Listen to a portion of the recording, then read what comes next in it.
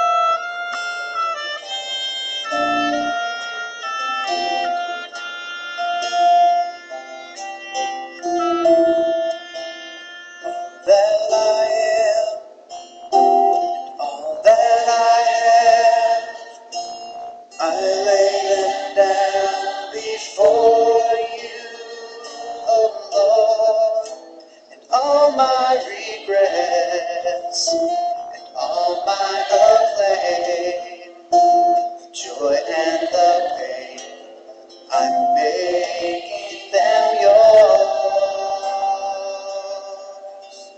Things in the past, things yet unseen, wishes and dreams that are yet to come true. All of my hopes, all of my plans, my heart and my hands are lifted to you.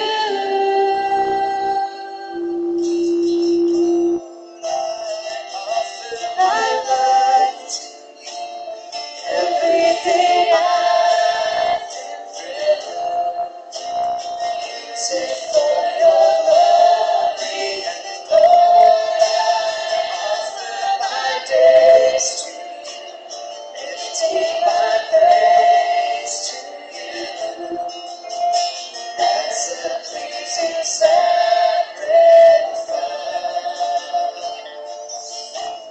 Lord, I offer you my life.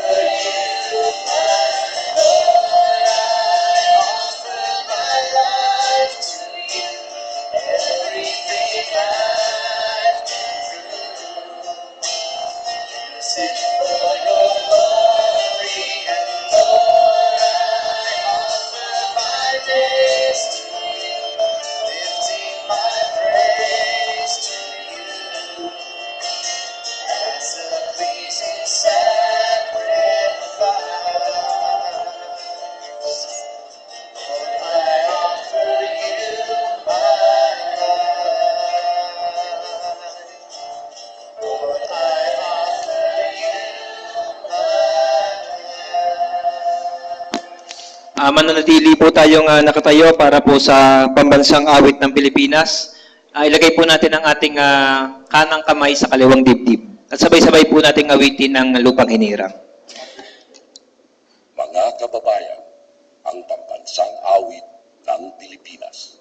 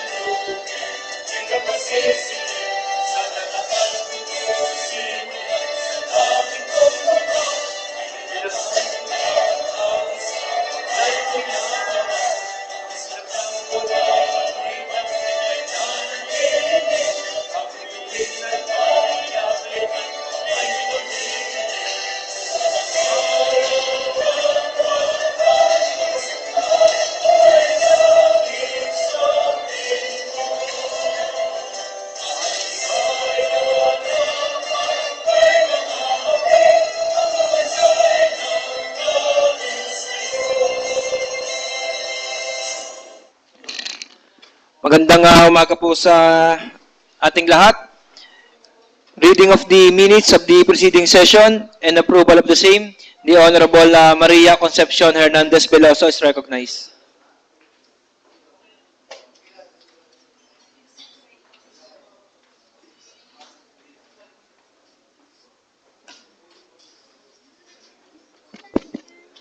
Thank you, Mr. Presiding Officer. Considering that we all have copies of the minutes of the meeting dated February 3 and February 10, I move that we dispense reading and the same be considered as approved. Any second to the motion? Seconded by the Honorable Makasayat and Leviste. Discussion? Objection? Hearing none, the motion duly seconded is hereby approved. Proposed ordinances and resolutions for second reading. The Honorable Joel Puwa is recognized. Sa iyo ba ito? Naka-refer?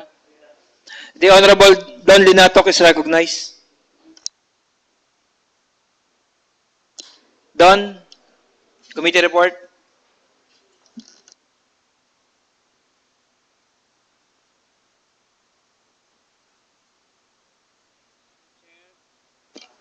Mr. Chair, may we dispense from the reading of the committee report, provided that all of us have a copy since last Friday regarding committee report number of the Committee on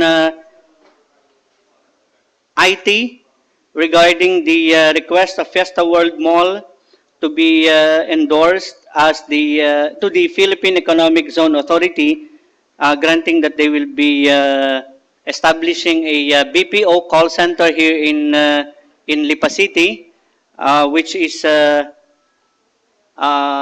ready for Lipeños for them to apply, and they promised that they will be catering 1,500 employees in this. So I move for the adoption of this committee report, Mr. Chair. There's a motion for the adoption of the committee report. Any second? Seconded. Discussion? Objection? Hearing none. Committee report number 2014-00201 is hereby adopted. Next committee report, the Honorable Don Dinatok is recognized. Mr. Chair, also the committee report, I request that this matter be not read anymore, provided that we all have a copy since last Friday. But hence, Mr. Chair, this is in accordance with the existing utility post in our JP Laurel National Highway, wherein DPWH is conducting or ongoing po ang kanilang road widening. So in this committee report, Mr. Chair, we are recommending for the passage of a resolution and authorizing the DPWH to demolish all existing obstructions along JP Laurel National Highway beginning March 1. Ito po sa committee hearing naman, Mr. Chair, ay nagkausap-usap ng ang mga concern na ngayong buwan ng February ay aalisin na nila yung mga existing poste. Kaya ang resolution na po natin dito ay authorize na natin DPWH sapagkat matagal ng taon na po binibilang na hindi po sila sumusunod. So with this ay bibigyan na ho natin ng ultimatum na malinis na po nila yan sapagkat napaka-delikado rin po sa ating. So with this, Mr. Chair, I move that this committee report be adopted.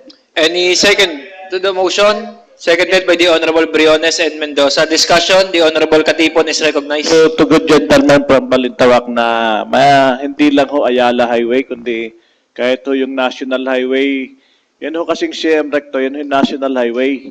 Saka ho yung P. Torres Street.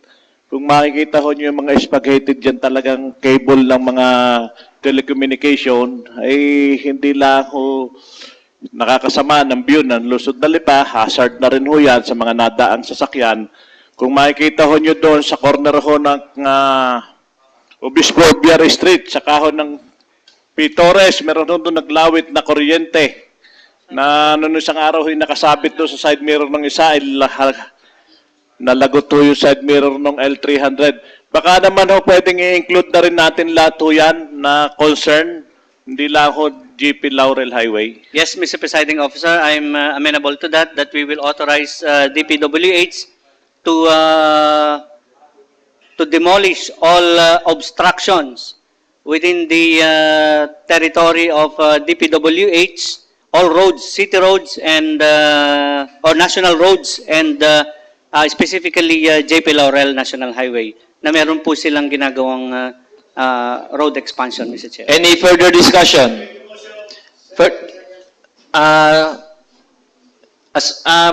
Please reiterate your amendments. Mr. Chair, I accept the amendment that we will include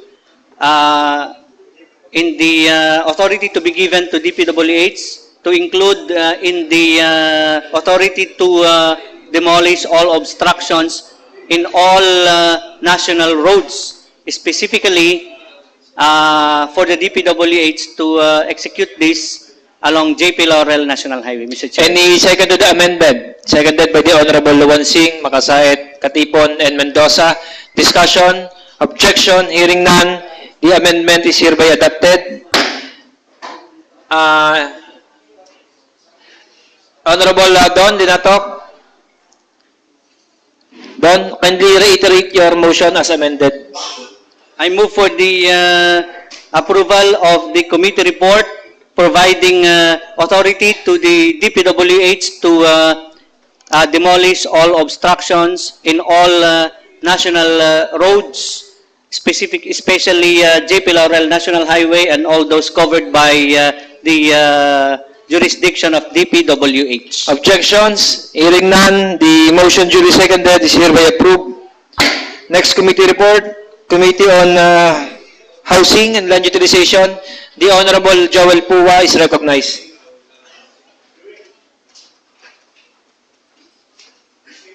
Good morning po, Mr. Chair, at good morning din po sa lahat ng mga bisita. May I ask our Secretary to read the committee report? Mr. Secretary, please read the committee report.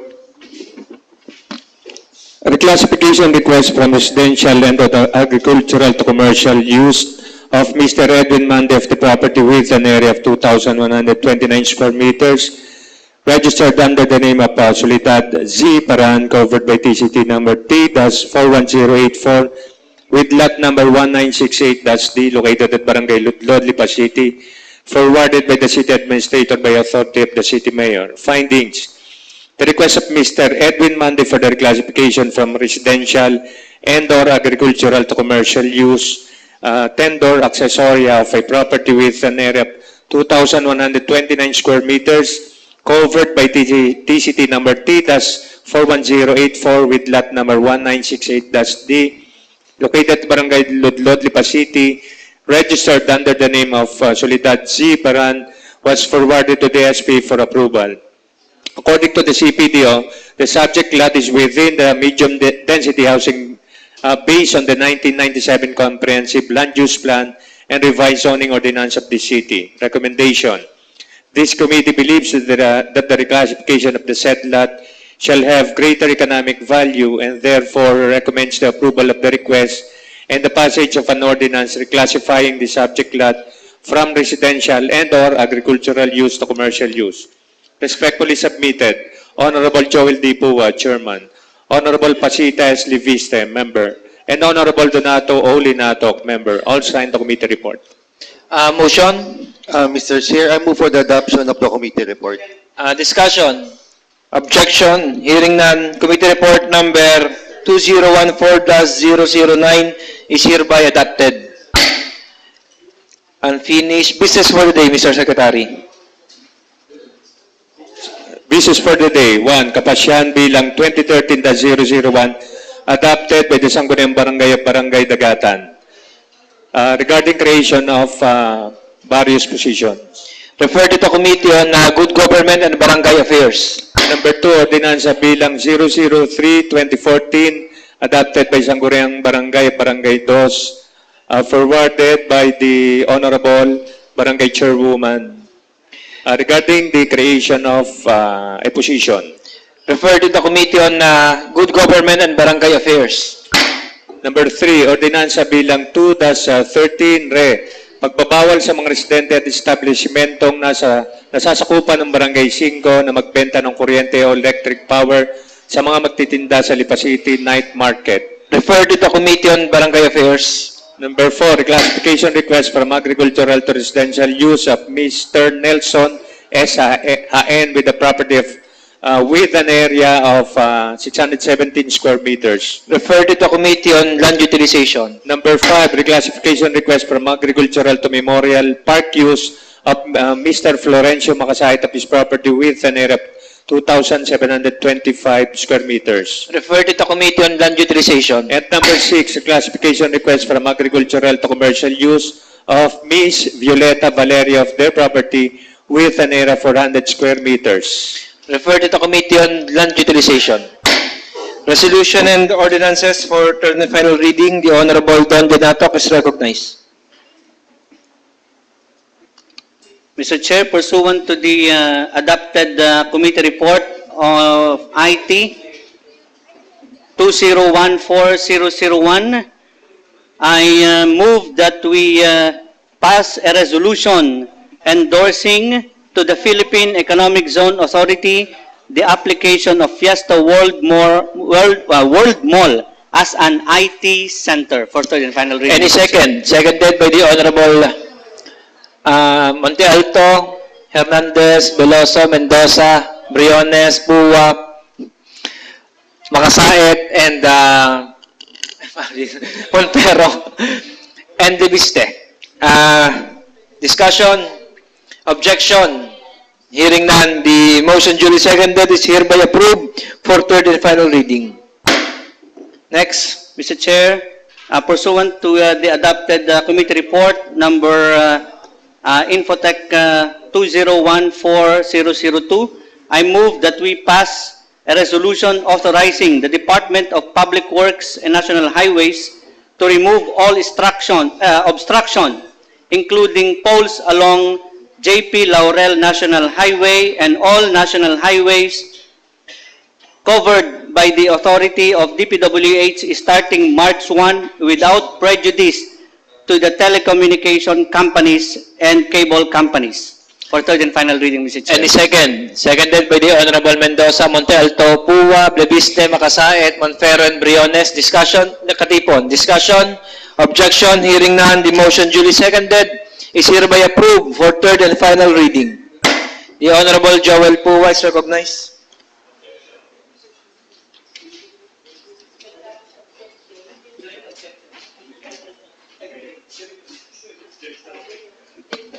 Good morning po muli. Mr. Chair, I move for the passage of an ordinance reclassifying the property of Soledad Paran with an area of 2,129 square meters located in Barangay Ludlod from residential, agricultural to commercial use for the third and final reading. Any seconds? Seconded. Discussion by Honorable Katipon and Linatok. Discussion. Objection. Hearing none. The motion duly seconded is hereby approved for third and final reading. Privilege.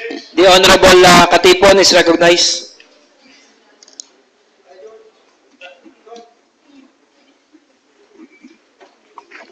Magandang umaga ho sa kagalang-galang na kapulungan sa pangunguna ho ng ating Vice Mayor Eric Aprica, at sa mga kasamang konsihal.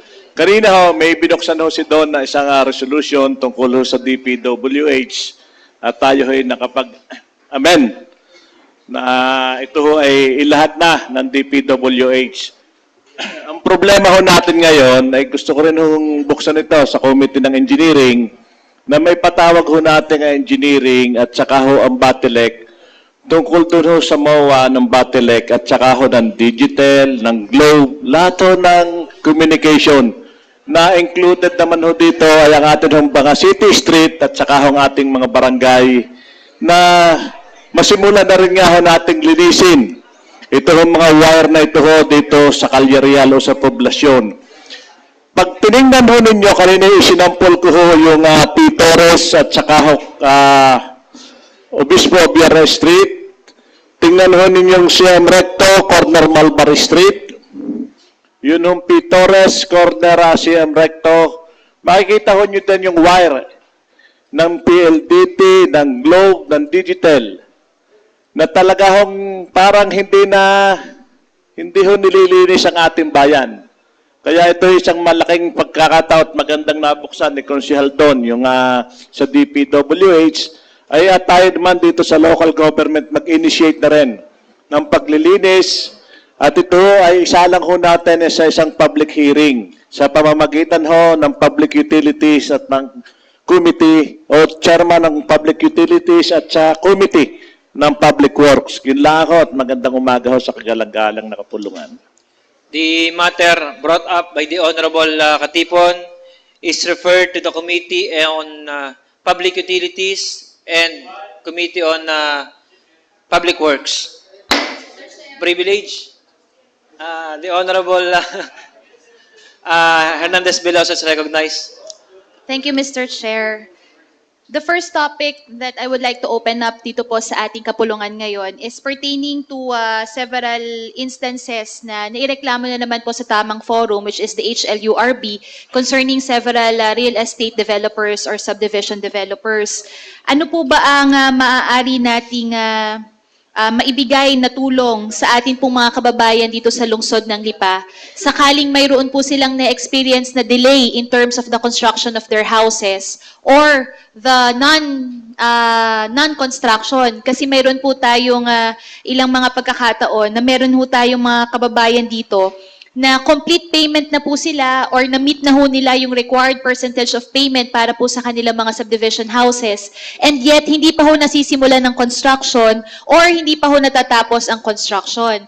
I'm sure, Mr. Chair, that if we will be able to gather data coming from the residents of the city of Lipa, baka po may makikita tayo dyan na matagal na po ang kanila pong issue or pending na kaso dito po sa atin sa HLURB. Can we provide additional safety or safeguards in terms of approving additional subdivision developers kung similar naman po na sila ho ang persons behind the subdivision? if they are the same developer and they have not yet constructed or fully completed yung kanila pong commitments dun sa kanilang unang development, pwede po ba nating i-withhold ang kanila pong permit dun sa pangalawa? How can we put guidelines to ensure that ito pong maraming development natin ngayon ay wala pong pending in terms of the turnover sa atin pong mga kababayan dito po sa lungsod ng Lipa? The matter regarding the subdivision honors is referred to the Committee on Housing.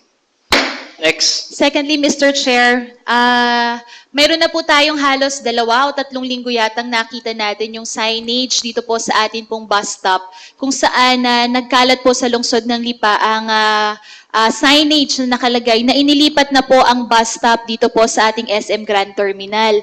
I tried to look for the amendatory ordinance saying that we are amending our traffic code and stopping the designation of bus stop in mataas na lupa as a loading and unloading zone along the highway.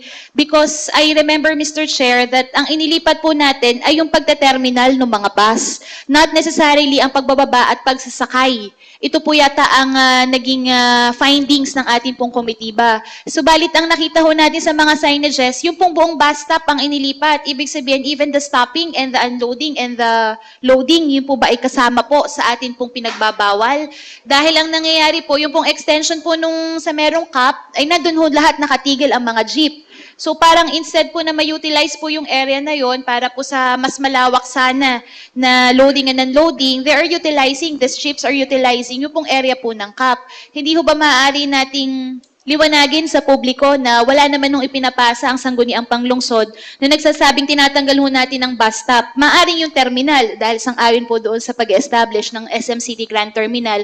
Pero yung pong bus stop, wala naman po tayong inaaprubahan na amendatory ordinance regarding our traffic rules and regulations unless that is the intention of the sanggunian. And if that is the intention of the sanggunian, siguro po ay maaring irekomenda ng komitiba ng public utilities o kaya naman ho ng komitiba po ng peace and order that the comprehensive traffic rules and regulation be amended so that the bus stop, mataas na lupa, shall be no longer designated as loading and unloading zones along the highway at nang malaman din ho ng mga tao kung sino ho ba ang mga nag-aral at pumapabor sa gantong panukalang ito. Yun lamang po, Mr. The Chair. matters referred to the Committee on Transportation and Public Utilities. The Honorable Linatok is recognized.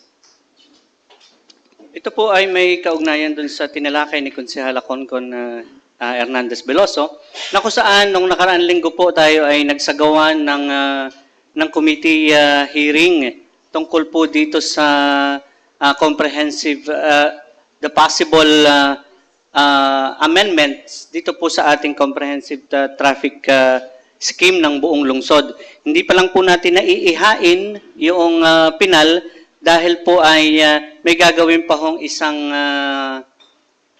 experimental rerouting. Mahirap naman ho na every now and then tayo ay amend na ng amend. Ano?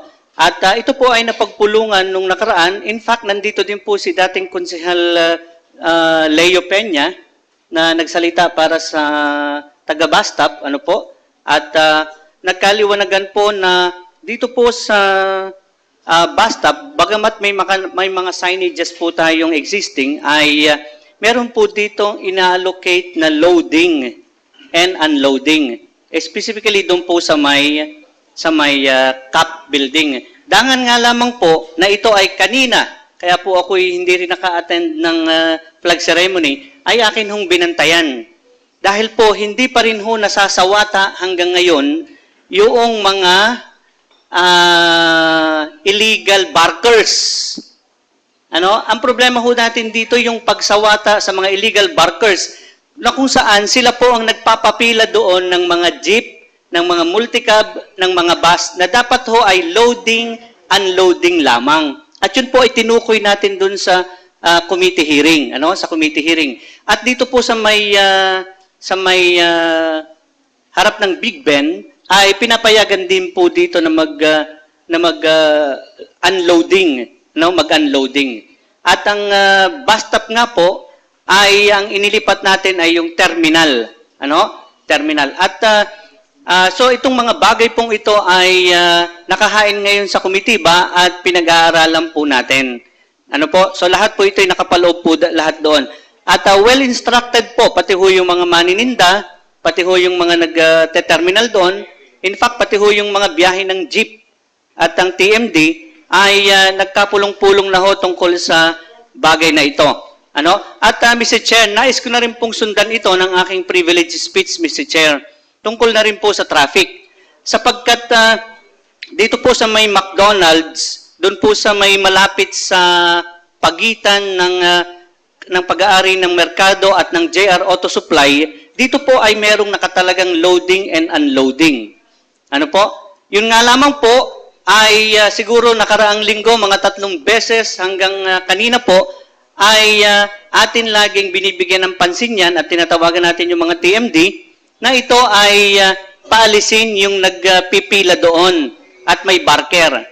Dangan nga lamang po, ang sagot sa akin lagi nung mga TMD naka-assign doon, ay Kunsel, kadarating lang po namin, amin hong paaalisin. Ano? Lagi pong yun ang dahilan na sila'y kadarating lamang. 3 beses po yun na sila'y kadarating. Lahat po, iba-ibang tao, kadarating. Yun po ang kanilang pamatay rason para sabihin, yun ay kanilang paaalisin din naman. At aalis ho, pagka nakaalis na ako, halimbawa ako sino man, ay meron na naman humpila, kung di ako nagkakamali, yung mga biyaheng Batangas, Lemery at mataas na kahoy. Ang matitigas po na ulo na pumipila doon. Ano? Ganun rin ho sa tapat ng BPI, na ito ho'y mga critical na area na, ang sabi pa nga ho nung isang gabi sa akin, ay gabi na ho, kaya ho pinapayagan. Kaya ho, minsan tinawagan ko ang atensyon ng SIPOS TMD, na kung saan ay tinatanong ko kung nasa ordinansa ba na may pang-umaga at may pang-gabi na dapat ipatupad dito sa lungsod ng Lipa. Dahil ang pagkakaalam ko bilang konsel na nagpasa niyan, kasama sa nagpasa, ay wala ho tayong tinutukoy na pang-umagang ordinansa at pang-gabing ordinansa. Ibig sabihin, magdilim at magliwanag, ipatutupad ang tamang ordinansa. Wala hong bibigyan ng pabor. Meron nga ho nagbiro pa sa akin, ay pambihira naman ho kasi konsel, yung inyong ibang TMD, no? Pag minsan ay barker din, at pag minsan ay TMD din, ano? So hindi ko po alam kung yun ay tunay, dahil biro lang naman po sa akin yun, ano? Eh baka nga ho tunay ay ating bigyan ng pansin. So siguro ho ay dapat ay maimbestigahan ito, Mr. Chair, na ito na may nabanggit ko noon. Maimbestigahan ang Traffic Management Division upang nang sa gayon ay kasi hindi na ho sila makuha sa pakiusapan. Dapat ho siguro ito'y imbestigahan na kung merong anomalyang nangyayari diyan. Dahil ang banggit sa akin, kasi nilalagyan ng mga asosasyon yung mga TMD. Kaya sila'y pinapayagan diyan. Ano ho? So siguro po sa lalo't madaling panahon ay maimbestigahan ito dahil kahit anong magandang ordinansang trapiko ang ipapasa natin dito po, di tayo naglulukuhan lamang. Ano? Dahil magpapasa tayo ng mga ordinansang may ngipin, hindi naman ho ipinatutupad ng TMD sa pangunguna ni Engineer Garcia. Ano? Kaya po sana matawagan ng pansin kagad-agad at maimbestigahan si Engineer Garcia at ang lahat ng TMD na matingnan yung pagpapatupad ng tamang batas trapiko. Dahil kung ang kanilang pagpapatupad ay dahil sila ay kumikita diyan, bukod sa kanilang sinusweldo bilang mga empleyado ng gobyerno, ay siguro naman ho'y sala. So siguro po ito'y mai-refer, at ito'y alam ko na-refer na Mr. Chair nakaraang panlinggo sa Committee on Peace and Order and Good Governance, Good Government, ay di hinihiling po natin na ito'y maimbestigahan na upang nang sa gayon ay maipatupad. Ano? Dahil kahit anong ganda, ulitin ko, kahit anong gandang ordinansa po, kahit ito'y dumasa napakaraming public hearing, pag hindi patutupad ng ating TMD, wala hong magiging kaayusan ng ating trapiko. Salamat, Mr. Chair. It is referred to the Committee on Peace and Order and the Committee on Good Government, and exercise po natin yung atin pong mandate at saka yung atin pong oversight power para po ma-verify po natin or malaman natin kung talaga ho pinatutupad ang mga ordinansang pinapasa sa Sangguniang Panglunsod. Discussion? Discussion? The Honorable Raul Monte Alto is recognized. Sadya pong malaki ang problema ng ating bayan kung ang ating mga ordinansang ipinatutupad ay hindi matupad dahil po sa implementation. Naalala ko po dun sa harap po ng Starbucks na kung saan ay kitang-kita yung minemensyong mga lugar ni Kagawad Don Linato na lagi nang mayroong mga loading and unloading area, ay doon po ay meron tayong CCTV. Doon po sa tapat ng Starbucks na yon, sa poste po yon. Yun po'y kitang-kita kung nagpapa-implement tayo ng batas. So atin pong tingnan ang ating CCTV. Kaya nga po tayo may CCTV, ay makikita natin kung ano ang mga nangyayari sa kapaligiran. At tama-tama naman po, ngayon yata ay paaprubahan na ng kagalang-galang Konsehal Pua ang ating ordinansa sa CCTV. Kaya naman po, yung concern ni Kagawad Don Linato ay makikita po natin yan at mahuhuli natin kung itong mga traffic enforcer natin ay yung nababalitang kumukuha nga ay atin pong mahuhuli at ating mabibigyang action karakaraka. Salamat po. The Honorable discussion? Reaction muna. Sige, the Honorable Katipon, recognize. Ako, yun ang may isang araw hinapansin ko si Aldo na nag-observe doon. Isang simpleng bagay lahong na dito sa Lusod na Lipa, ang TMD ho'y created way back 1995 yata o 96. At ito ho sa ngayon ay lumaki dahil doon sa pagka-create ng Departamento ng Sipos. Hanggat may kutungan, hanggat nangungutong ang ilan, hindi ho lahat ng TMD, ang ilang namumuno ng TMD hanggang may patong sa mga passenger jeep at sa mga tricycle at multicab, hindi ho titino ang ating bayan sa traffic. Dapat ho'y marehab yan. Yan naman ho'y alam na kung sino ho yung TMD nangungutong, kung sino yung may patong, kung sino ho yung matino. Alam ho yan ang mga sa kanilang departamento. At sabi nga ho, nabuksan din ni Aldo na yun ang mga ordinansa natin, maaring hindi nga naipatutupad. Ang isa nga ho, nagko-conflict ay yung pure gold. Na pina-pure gold natin, nga pure gold na naman. Ay conflict ho doon sa ordinansa natin o sa resolution ng special use permit na naglalagay ho tayo doon ng rekomendasyon na lagyan ng karsada, lagyan ng pedestrian overpass para ho sa mga mamamayan ng Lusod ng Lipa. Hindi naman ho natin kaya pinipigil yun ng sanggunian dahil ho tayo ay hinaharas natin. Hindi ho, yun ay para sa kapakanan din ng traffic ng Lusod ng Lipa. Yun ang dalawang bagay na yon, may parating ho natin sa mga department hanggat may nangungutong, may traffic sa Lusod ng Lipa. At hanggang hindi ino-observe ang ating, hindi sinusunod ang ating mga ordinansa, hindi ho gaganda ang Lusod ng Lipa. Si Honorable Mendoza is recognized. Magandang umaga ho sa atin lahat. Ngayon nga hong umagang ito, tamang-tama ho at nabuksan na rin ho, nabuksan ni Konsehal Nilo Katipon ang atin pong pure gold na hindi din daw ho sinunod ang ating ordinansa. Nabuksan ho ni Konsehal Don Linato ang atin pong mga loading and unloading area ay hindi rin po natutupad. Nabuksan din ho ni Konsehala Konkon ang sa bus stop po sa mataas na lupa, hindi rin po itinutuloy ang mga ordinansa na dapat ho'y madeklaryan na loading and unloading or bus stop.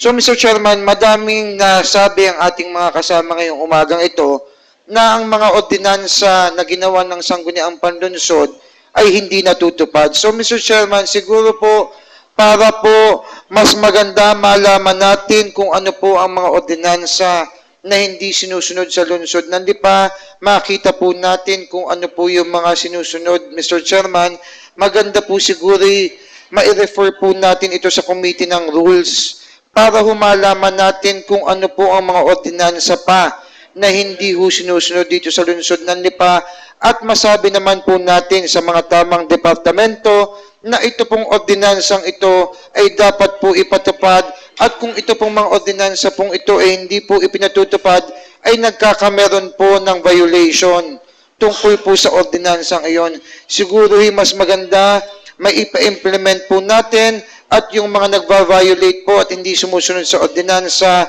ay mabigyan po ng nararapat na penalty o sanction kung hindi ho ipinatutupad. So Mr. Chairman, sana po yung maparefer po agad ito at mapag-aralan po kaagad ng ating pong Committee on Rules kung alin pong mga ordinansa ang hindi po sinusunod, Mr. Chairman. Comment lang po from the chair. May I suggest na mag-create po tayo ng special ad hoc committee para po mapag-aralan na po lahat ng ordinance, kung magkaroon po ng careful study and evaluation kung alin pong ordinansa ang ipinatutupad at anong ordinansa ang hindi po pinatutupad. The Honorable Mendoza, pwede pong kayo na po mag-sponsor. Yes, Mr. Chairman, I move that we create an oversight committee for the proper implementation of our ordinances. And I move, Mr. Chairman, that Attorney Con Hernandez Veloso will head the oversight committee, Mr. Chairman. And 5 members po siya na pumili. the chairman will be the one to choose the members of the said oversight There's a committee. Mr. motion for the creation of a special ad hoc committee. Any second? Seconded? Discussion? Mr. Chairman, all ordinances and resolution, Mr. Chairman. Special ad hoc committee for yung pong atin pong tracking ng mga ordinances and resolution na pinatutupad or hindi po napapatupad sa lungsod na NEPA. Any discussion, objection, hearing none, the special ad hoc committee is hereby created, headed by the Honorable Maria Concepcion Hernandez Veloso. Any further discussion? The Honorable Mark Aris Luwansing is recognized.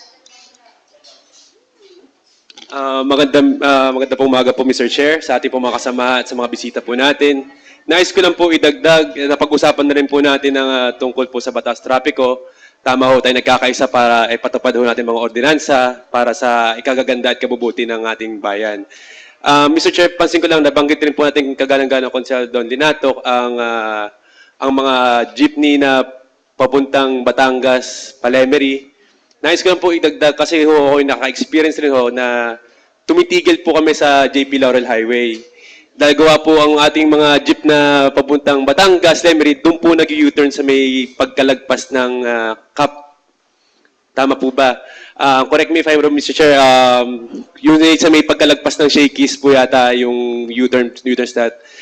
If I may suggest, kung maaari pong gawin ho natin, imbis na ho mag-U-turn sila, pwede silang kumanan sa may papuntang Bimorada, kakanan diretso po sila sa may rotonda na papuntang Batangas diretso na para hindi tayo magkaroon ng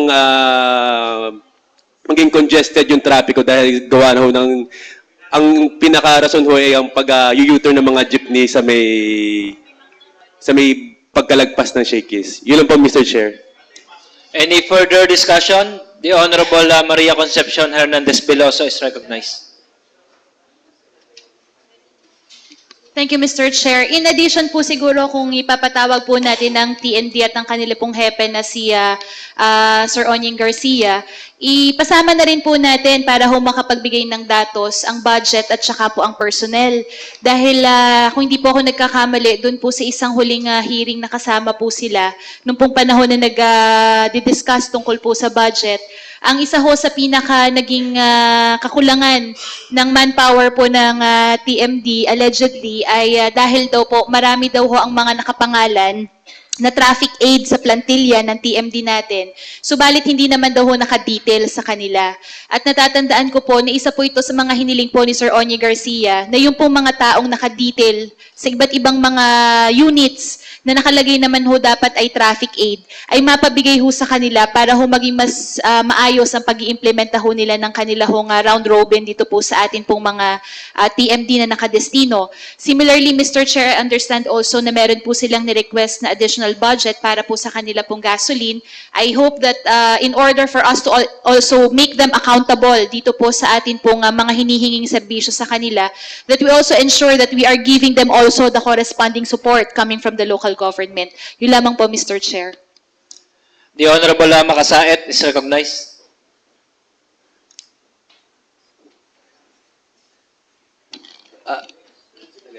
In addition lang po, Mr. Chair, dun sa mga sinabi ng ating mga kagalang-galang na konsehal, siguro I would like din po to suggest that makonsider po dun sa ating committee ba na kung saan po natin ni-refer ito, yung pag-consider dun, kumuha po tayo ng expert na mag-aaral ng trapiko dito po sa ating bayan because kung titingnan po natin, if you would compare it to different cities who have mas maliliit po na mga daanan ay wala naman pong trafiko. So, sa tingin ko naman po kung meron ding expert na alam na po nating marami talagang gumagawa nito, we could do that. Then, as far as dun sa oversight committee naman po natin, I think it's only but proper that we have this oversight committee.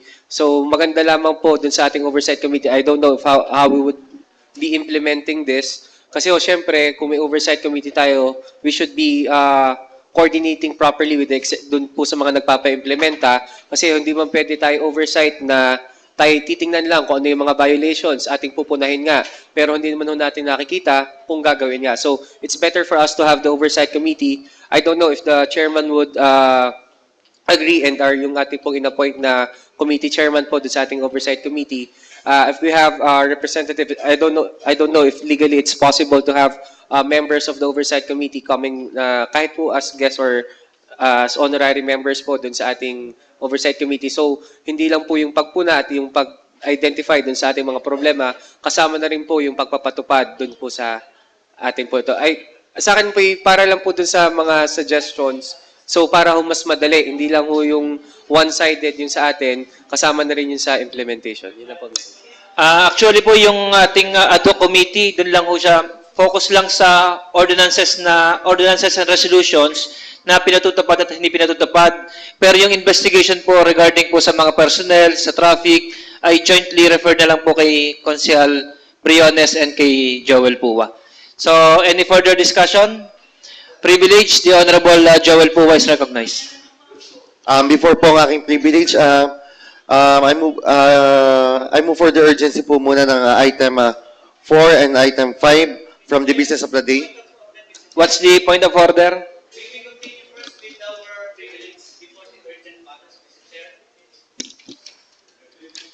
Privilege muna. Sige po. Okay. Ayan. Ito naman pong aking gusto talakayin ito. Ito po yung regarding po doon sa ating sa city ordinance pong naipasa, yung General Ordinance number 1, Series of 2013, yung ordinance po mandating business establishment in the facility to install closed-circuit television inside and outside po ng their premises.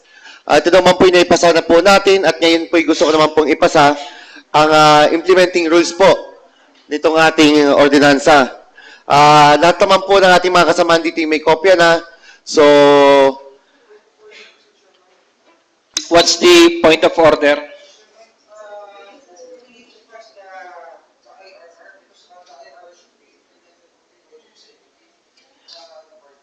I'm declaring a 1-minute recess.